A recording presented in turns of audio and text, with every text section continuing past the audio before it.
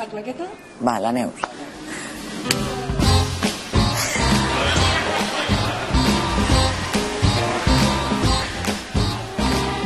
Soc d'aquella mena de persones que sempre que es puja a un tren es pensa que s'ha pujat al tren equivocat.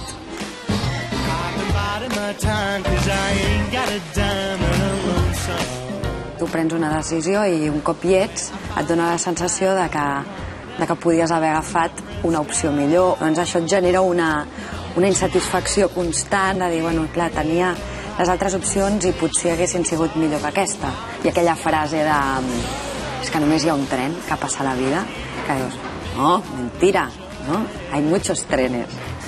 De hecho, passen trenes constantemente, vull dir que ens hem de començar a oblidar d'aquesta frase que la portem com una pedra, no?, que ens va arrossegant.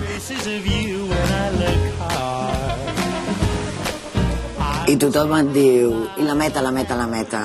I el camí què? El camí sempre és de pujada.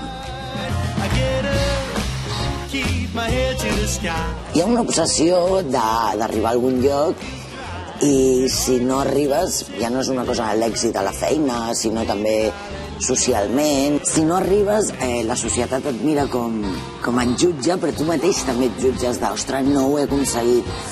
Jo crec que hi ha massa obsessió per la meta i per arribar a algun lloc i espera el plaer de la búsqueda, no? De la trobada que vas fent en el camí.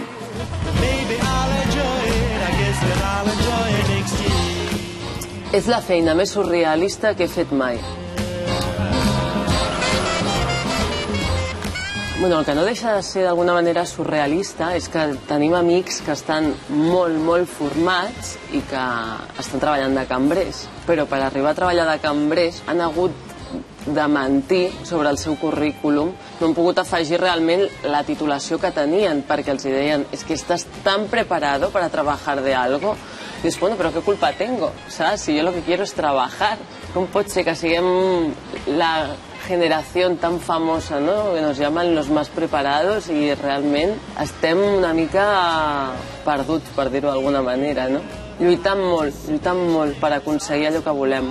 I qui sap si, per exemple, demà acabem fent alguna feina tan surrealista com estar de maniquí en un aparador.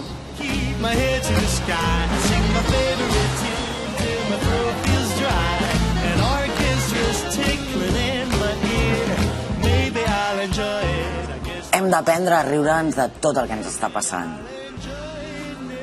Hem donat tot. Que bo!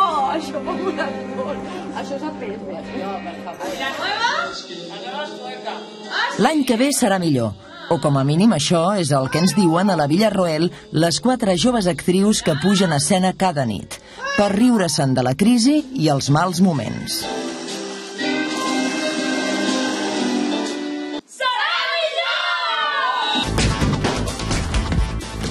Després d'haver triomfat a Hollywood, la companyia Mayhumana passa per Reus amb l'espectacle Momentum 2.0 i arriben més interactius que mai. No us perdeu els Reis de la dansa percussió.